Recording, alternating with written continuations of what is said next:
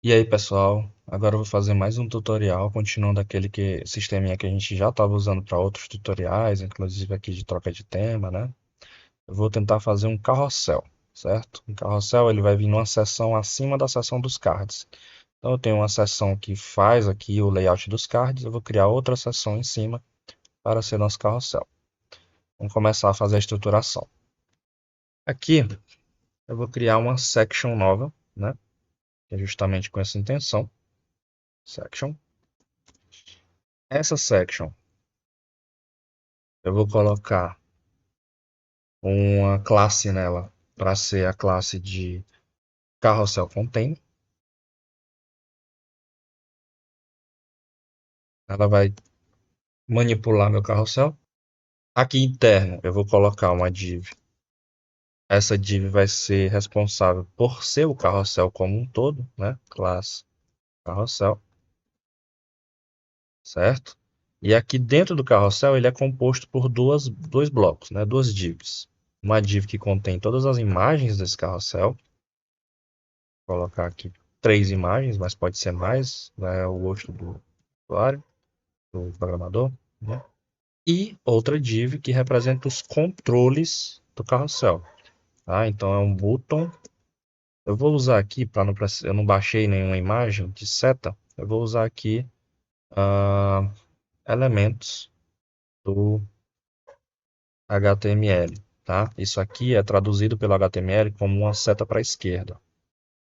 E outro button com a seta para a direita. Tá?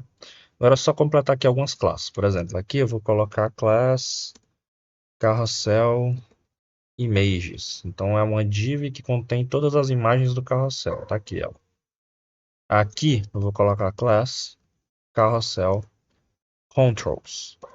E aí é uma div que contém todos os controles do carrossel. Vou aproveitar aqui e já colocar nesse botão class anterior, né, que é a setinha que clica para eu ir para o slide anterior, e class próximo, que é o botão que eu clico para clicar para o próximo slide. Aqui nós já temos pronto a base. Ah, falta preencher as imagens, né? Eu vou usar aqui uma API de imagens randômicas, colocar ela aqui, ó, e aí eu vou explicar. Essa API é do Pixum Photos. Você consegue lá puxar umas fotos randômicas. Aqui eu indico a proporção, né, a largura, 1920 por 1080, o tamanho dela, tá? O tipo, eu quero do formato WebP, né? Pode ser PNG, pode ser JPG, você que sabe.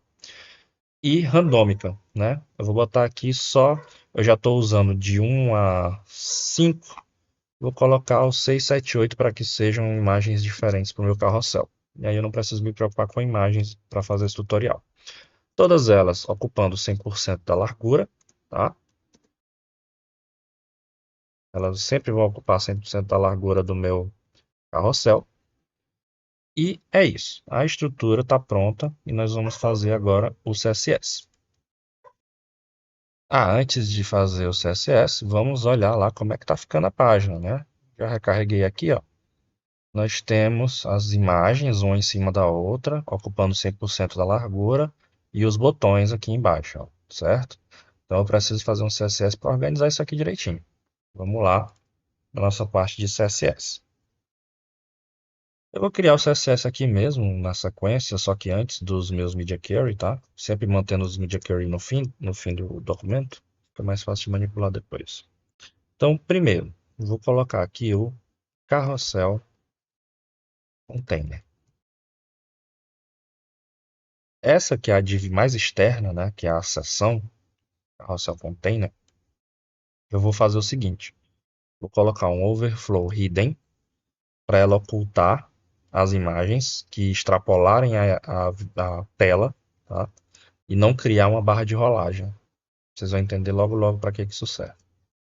E vou ativar aqui um position relative para que eu possa usar position em um outro item. Esse position relative no próprio carrossel container eu não vou usar para nada. É só para que eu possa ativar isso aqui em um outro item mais adiante. Depois, a div carrossel images, que é quem contém todas as imagens, eu vou colocar ela como display flex. Isso vai pegar as imagens que estão lá uma em cima da outra e colocar em linha. Combinado com isso aqui, as que estiverem em linha fora da tela não serão exibidas e também não vai gerar uma barra de rolagem para que eu as veja, né? Essa é a intenção do carrossel, você só vê uma imagem por vez. Vamos ver isso aqui na página, ó. Eu carreguei, tá carregando as imagens lá. Tá aqui, ó, eu consigo ver uma imagem. As outras, elas estão aqui do meu lado direito, só que elas estão fora da tela, fora do campo de visualização. Como eu tenho o hidden, eu não tenho barra de rolagem para ir ver elas lá. Eu posso até no inspecionar, ver aqui, clicar em Carrossel Container e desativar o hidden. A barra de rolagem aparece e eu consigo ver as imagens fora da tela, né? Então a intenção aqui é que eu consiga mover essa imagem para cá, fazendo o efeito de carrossel, e depois para cá, fazendo novamente o efeito de carrossel, né? Então, vamos lá, vamos continuar. Deixa ativado o hidden. Continuando, depois aqui do display flex, eu vou fazer um controle de altura, tá? Só que esse controle de altura vai ser baseado num cálculo. Primeiro, eu vou usar aqui o método clamp, tá? O clamp é um método que ele aceita três valores: um valor mínimo, um valor médio ou calculado, né? E um valor máximo. Então, eu quero que no mínimo minhas imagens tenham 30 VH, ou seja, elas vão ter a altura de no mínimo 30% da tela, certo? Aí você pode brincar com esses valores aí e ver qual que se adapta melhor no seu caso. Depois, eu quero que a altura dela máxima seja 50 VH. Então, a minha imagem, a altura dela vai transitar entre 30 e 50. No meio aqui, ó, eu vou colocar um cálculo para que fique entre esse 30 e 50. Calc, tá? É outro método do CSS. E aí, aqui dentro eu vou criar um cálculo baseado na largura, aumentando a altura. Por exemplo, eu quero pegar aqui e colocar que a imagem ela vai ter uma altura de 10 VW, que é a largura da tela. Então vai pegar 10% da largura da tela, somado com 30% da altura da tela. Se por acaso esse cálculo ultrapassar 50, não importa, porque vai ficar barrado no 50. Então, no máximo, minha imagem terá altura 50 VH. Mesmo que esse cálculo aqui chegue em 100, chegue em 60, não importa. E quando eu tiver menos tela, mesmo que esse cálculo de alguma forma fique abaixo de 30, ficará travado nos 30, tá? Então é para isso que serve o clamp. Você consegue travar um máximo e um mínimo e colocar um valor calculado no meio. E aí, à medida que eu movimentar a largura da tela, a altura do meu carrossel também vai se adaptar. Vamos dar uma olhadinha aqui, ó. Deixa eu ver se já está funcional. Ó, a altura dele está aqui. Tem um detalhe, né? Que agora ele ficou meio pequeno por causa desse reajuste. E a imagem de fora veio barrar aqui, né? Então não, eu preciso que o mínimo de largura dessa imagem de dentro seja 100%. Eu nunca posso deixar duas imagens ao mesmo tempo no meu carrossel. Então eu preciso que ela ocupe 100% cada uma delas. Então eu já vou ajustar isso antes de continuar. Vou pegar aqui Carrossel Images IMG. Então, para todas as imagens dentro de Carrossel Images, eu quero que o mínimo de largura seja 100%. Tá? Então, agora sim, ó, 100%, empurrou de novo para fora as outras imagens. Vamos ver como é que vai ficar a altura. Ó. Veja que a altura ela muda um pouco. Então, à medida que eu tenho menos espaço, ela vai ficando 30% do tamanho da tela. Quando eu vou tendo mais espaço, ela vai indo em direção a 50%, né? Vai ficando um pouco mais alta aqui. Então, essa é a ideia do meu clamp, né? Eu ainda posso ter mais uma coisa aqui, que é um transition. O transition é para suavizar a passagem dos slides. De cara a gente não vai ver isso funcionando, mas a ideia é essa. A passagem de um slide para o outro tem que levar meio segundo, não pode ser instantânea. e a animação dessa passagem é uma animação suave, certo? Então é para isso que esse transition serve. Isso aqui vai ficar mais claro quando tiver realmente o efeito de passagem, e aí eu posso testar sem e com para ver a diferença. O que mais? Próximo item são os controles, porque as imagens aparentemente está tudo ok, né? Então, carrossel, controls, vamos ver o que é que eu tenho que configurar nele. Primeiro, eu vou ligar um position absolute. Lembram do position relative? É apenas a seguinte intenção. Esse container é o position relative. Essa parte toda azul, que compreende a imagem mais os botões. Veja lá que os botões estão dentro. Olha. Eu ligo o relative para que eu possa posicionar os botões, os controls, apenas em relação a esse container aqui, não em relação à página como um todo. Eu vou organizar ele dentro desse container. Tá? Então é por isso que eu ligo o relative para poder usar o absolute nele. Tá? Então, ativei o absolute. Depois, eu quero que ele esteja a 50% de distância do topo, teoricamente indo para o meio, mas vocês vão ver que não é no meio. Tá? Ó, ele está aqui mais ou menos no meio. Por quê?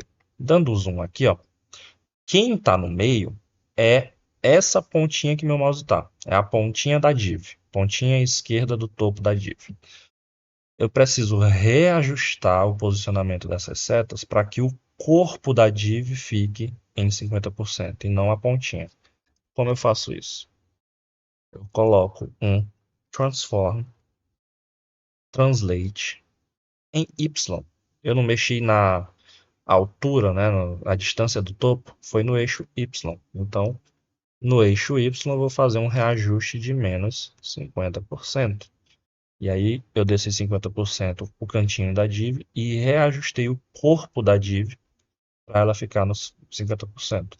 Agora sim, ela subiu um pouquinho, ó, ela está exatamente no meio da div. Tá? Então, agora sim, ela está centralizada. O que mais? Eu posso querer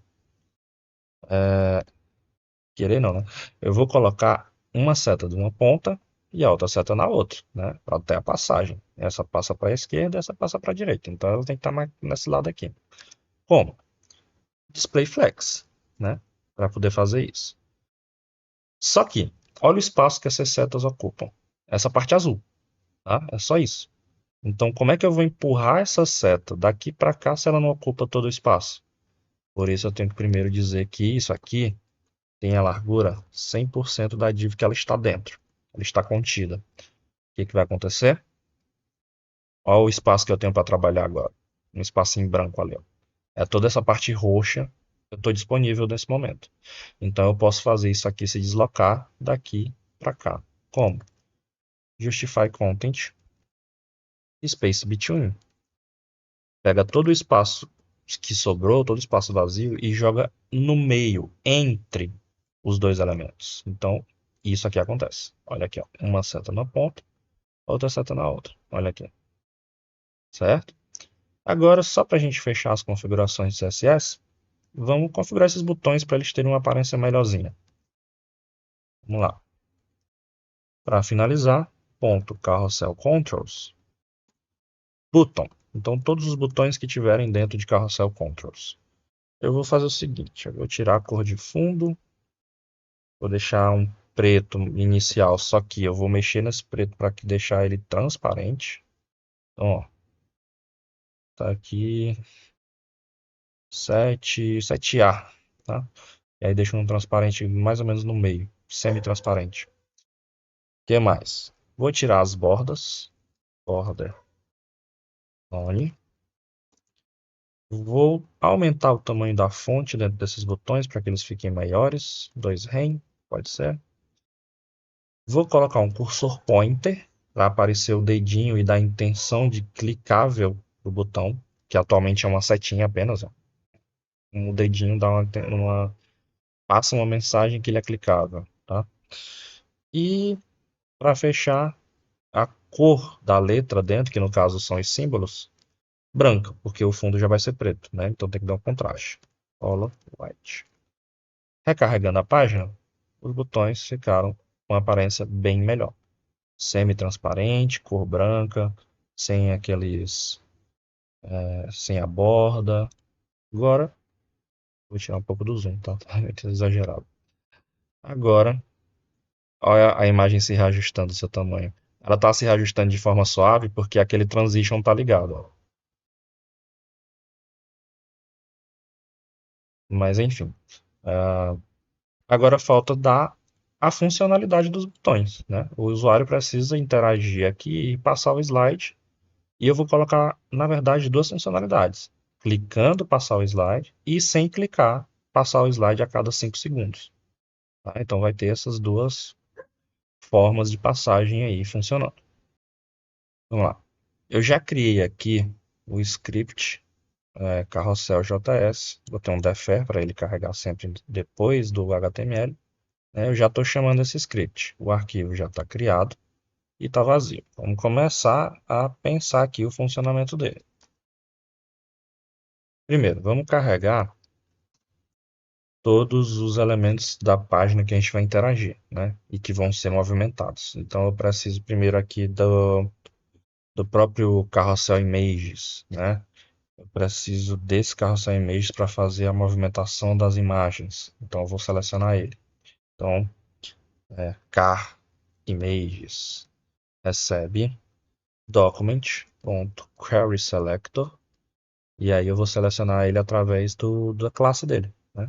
Ponto carrossel imgs. Então, estou dizendo, ó, JavaScript, busca lá no meu documento quem tem essa classe e salva aqui nessa constante, para que eu possa manipular com mais facilidade, porque toda vez que eu fosse manipular, eu precisaria fazer isso aqui. Agora não, eu faço uma vez e através dessa variável eu consigo manipular esse item, esse elemento da página. O que mais? Tem mais algum item? Conste as próprias imagens, né, todas elas. Vamos manipular também document.carrySelectAll. Aqui, carrySelector, ele seleciona o primeiro que ele encontra. Se mais de um item tivesse essa classe, selecionaria só o primeiro. Aqui não. QuerySelectorAll é todo mundo que tiver a classe que eu passar aqui. Então vai ser ponto carrossel images img. Então, aqui o QuerySelect ele funciona como os seletores do CSS. Então, eu posso escrever na mesma sintaxe, certo? Então, todas as imagens que tiver dentro de carrossel images tá salva aqui. Agora, isso aqui é um array. Então, array de images. Tá? O que mais? Eu vou pegar os botões anterior, né? Document, QuerySelector. Vou selecionar pela classe dele, que é anterior. E o próximo, né? Próximo. Document, .QuerySelector. Próximo. Selecionei todos os itens. Agora eu preciso dizer as lógicas do que deve acontecer, né? Primeiro, antes de começar essas lógicas, vamos fazer aqui um letIndex. Esse letIndex representa em qual slide que eu estou atualmente. Eu vou iniciar ele no 0, porque eu estarei no índice 0, que é o primeiro slide. Tá? Beleza. Depois, vamos criar uma função function show image. Né? Mostre a imagem do índice X. Né? E aí, de acordo com o índice que eu passar para cá, ele vai mostrar a imagem que tem aquele índice. Se for o 0, a primeira imagem. Se for 1, a segunda imagem. Se for o 2, a terceira imagem. E se eu tiver mais, né, por aí vai. Então, essa função ela faz o seguinte, ela vai fazer um cálculo. Ela vai const.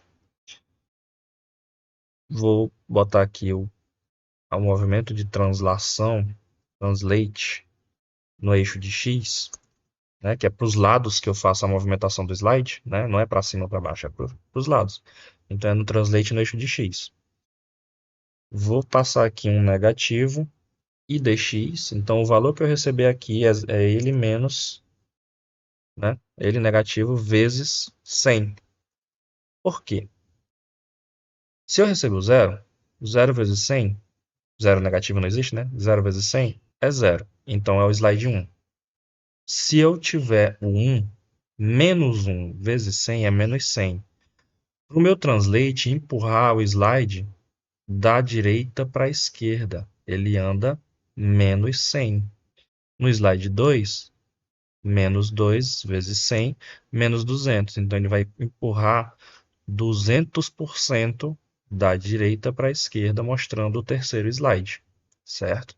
Essa é a lógica. Só que, ao fazer isso, eu preciso indicar quem é que vai empurrar, né? Quem que vai ser empurrado? É o car images, tá? Car images, eu vou mexer no style dele. Opa, é só style, né? Eu vou fazer uma configuração de CSS. No transform, recebe o valor. Aí eu vou usar aqui a concatenação, a string dentro das classes, para que eu possa escrever uma variável aqui dentro. Translate x, que é uma regra lá do CSS, transform translate x, abre parênteses, e aqui eu posso escrever uma variável nesse formato. Quem é a variável? Translate x. Então, eu vou criar um CSS nas imagens, no carrossel de imagens, que vai fazer essa translação de 0, menos 100 ou menos 200 no eixo de x, tá? Que é o que ele faz aqui. Beleza. Próximo. Eu preciso dar agora, que essa é uma função, mas ela não está sendo chamada por ninguém. Então eu preciso fazer com que, ao clicar no botão anterior e próximo, eu chame essa função para que ela movimente os slides, tá? Então, vamos lá. O próximo vai funcionar da seguinte maneira. Vou adicionar um evento nele, evento de clique, para que toda vez que ele seja clicado, o que eu colocar de lógica aqui dentro aconteça. E qual vai ser a lógica? O valor de index recebe um cálculozinho aqui, tá? Index menor que images.length. Então, quando o images for menor que o tamanho do array de imagens, o tamanho do array de imagens é 3. Quando o index for menor que 3, menos 1, eu quero que index se torne mais 1. Caso contrário, ele será 0. O que isso significa? Se eu estou apertando no botão próximo e eu chego no último slide, o que tem que acontecer? Ele tem que voltar para o 0, né? Então, se eu apertar no botão próximo e o index ainda estiver menor que o tamanho do comprimento do array, ele simplesmente vai para o próximo índice. Então, vamos explicar o que está acontecendo aqui. Eu tenho lá 3 posições, 0, 1 e 2. Né? Então, se eu estou no índice 0, 0 é menor que o tamanho do array de imagens, menos 1. O array de imagens tem tamanho 3, tá? São 3 imagens no momento. Então, 3 menos 1, 2, 0 é menor. O que acontece quando eu clicar no próximo? O valor de índice, que é 0, mais 1. Então, eu vou para o slide 1. 1 é menor que o tamanho do array menos 1, 2, né? Então, 1 é menor que 2? Sim. Então, quando eu clicar no próximo, index mais 1, vai para o slide 2. 2 é menor que o tamanho do array menos 1, que é 2? 2 é menor que 2? Não.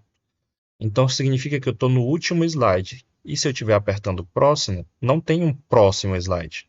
Eu tenho que voltar para o 0. Então, a condição aqui, ela falha. 2 não é menor que 2. Isso aqui é um ternário. É como se eu tivesse uma pergunta que tem sim ou não. O sim a gente já viu funcionar. E eu estou aqui no não. Falhou, né? 2 é menor que 2? Não. Então vai para o slide 0. Certo? Essa é a lógica do botão próximo. E eu tenho que fazer uma lógica inversa para o botão anterior, né? Então aqui, ó, anterior. Ah, faltou um detalhe. Chamar a function com o valor do index, certo? Então eu chamo a function showImage com o valor de index, né? Que aí eu vou passar esse 0, 1 ou 2 aqui para cá para executar aqui, né? 0, slide inicial, 0 vezes 100, 0, translate para posição 0. 1 vezes 100, menos 1 vezes 100, menos 100, translate menos 100%. Ah, faltou porcentagem aqui, né? Tá faltando uma porcentagem aqui, é em porcentagem, aqui é 0%, ou 100% ou 200%. Então, ó, menos 0 vezes 100, 0, translate 0%. Menos 1 vezes 100, menos 100%. Então, arrasta toda a imagem para o lado direito. Menos 2 vezes 100%, vezes 100, 200%. Arrasta toda a imagem 200% para chegar no último slide. E aí, se eu tivesse um monte de slide, também funcionaria normalmente. Voltando aqui para a lógica do anterior, add event listener, né? A mesma ideia inicial, clique. E aí toda vez que eu clicar vai acontecer alguma coisa. O que é essa alguma coisa que vai acontecer? De novo, um cálculo para o index, o valor de index. Dessa vez o cálculo é oposto ao anterior. O que eu vou testar aqui? Primeiro, se o index é maior que zero. Então, enquanto ele for maior que zero, vai acontecer uma coisa. Quando ele for menor que zero, vai acontecer outra. Quando ele for maior que zero, o que é para acontecer? Ele simplesmente pegar o valor e subtrair 1. Quando ele for menor que zero, aí eu tenho que fazer o seguinte. Eu vou para o último slide, que é o tamanho do array images.length menos 1. Tá? Porque o array ele começa do 0 até o 2. Por mais que eu tenha 3 imagens, mas eu tenho apenas 0, 1 e 2 de índices. O índice 0 é um, o índice 1 é o outro e o índice 2 é o outro. Então o cálculo tem que fazer esse menos 1 aqui para ajustar. Certo? Qual é a intenção? Vamos fazer de novo. Se eu tiver no, no último slide e eu apertar o botão para trás, então eu estou no índice 2.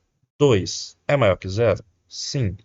Então o índice no final vai ser 2 menos 1. 1. E aí vai ser o valor de índice aqui.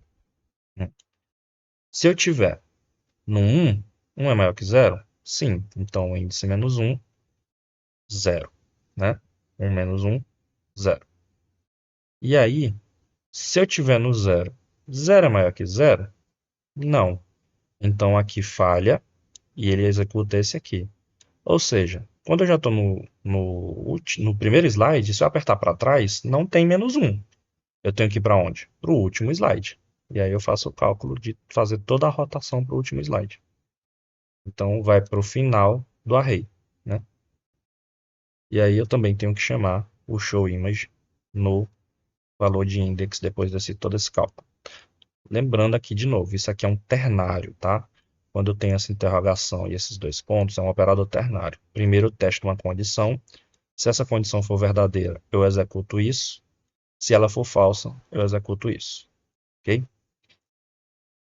Certo. Então a gente agora pode fazer um teste se com esses itens aqui eu já consigo mexer, mover, né, o meu carrossel de um lado para o outro através dos botões. Não vai ter o automático ainda, mas os botões já vão funcionar. Eu reparei aqui, ó, que eu escrevi errado esse carrossel, tá? Faltou esse S. Senão ele não ia encontrar o item e ia dar erro, tá? Então tem que escrever certinho o nome da classe aqui. Beleza. Então vamos lá testar na página. Vou recarregar e vou testar meus botões. Ó, slide 2, slide 3. Se eu continuar, slide 1, certo? E aqui eu estou no 1. E se eu for para trás? Slide 3. E aí funciona a ida e a volta. Se eu testar um itemzinho aqui, ó, vou desligar o a transition, né? Que eu falei que ia testar com e sem transition. Olha como é. É muito repentino, né? Não tem aquele efeitozinho da passagem do slide. E aí você pode fazer da melhor forma que você gostar. Outra modificação que está acontecendo aqui, que quem está fazendo é o JavaScript. Esse style está aqui na tag, quem colocou foi o JavaScript. Lá onde a gente mandou ele colocar, ó. Essa linha aqui, ó. O style transform translate x tantos por cento, que é aquele cálculo. Então ele não existe originalmente, mas a partir do momento que eu clico no botão, ele está no zero, porque ele está no slide 1. Cliquei, menos 100%, passou para o slide 2. Cliquei, menos 200%, passou para o slide 3. E aqui dá para ler também, ó. Ele aparece aqui separadinho. Deixa eu ligar os transition para ficar bonito, né? Cliquei, foi para o 0% de novo, tá? Então, tudo isso é aquele cálculo que nós fizemos para mover essas imagens. Agora, para fechar, vamos fazer uma função de auto-slide, né, para que ele funcione automaticamente. Function auto-slide, abre e fecha aqui a chave. Aqui dentro, basicamente, eu vou querer que ele passe da direita para a esquerda, né? Que ele faça esse efeito aqui automaticamente, ó. Ele vai para o próximo, sempre para o próximo, né? Então, se eu quero isso, é o botão próximo, né? Eu posso pegar a mesma lógica e jogar aqui dentro. Beleza. Agora que eu tenho aqui a lógica do botão próximo aqui dentro, eu preciso fazer com que essa função seja chamada a cada 5 segundos. Não é um botão que eu vou clicar e acontecer, que é o caso aqui, ó. Eu vou clicar no botão e vai acontecer. Nesse caso aqui é uma função, que ela só está criada, não está sendo usada. Eu vou mandar com que um set interval, né, que é uma função interna do JavaScript que repete alguma coisa durante um intervalo de tempo, após um intervalo de tempo. Ela recebe aqui alguns argumentos. Nesse caso, eu vou passar só dois. Quem é que é para ser executado? Auto slide. E de quanto em quanto tempo? 5.000, porque aqui é em milissegundos, tá? Então, 5.000 significa 5 segundos. Então, execute essa função, que passa para a direita, a cada 5 segundos. Pronto. Se eu recarregar a página e esperar, depois de 5 segundos, ele vai passar sozinho sem que eu mexa. Meu mouse está parado, ó. 5 segundos vai parar assim de novo. E isso não tira a minha habilidade de clicar nos botões, tá? Continua funcionando. Então eu tenho aí as duas opções, o automático e o manual. Valeu, esse tutorial ficou bem grande, mas é um componente um pouco mais chato de fazer, que tem bastante, tem um JavaScript um pouquinho mais complexo, né? Mas dá para entender. É isso aí, até a próxima.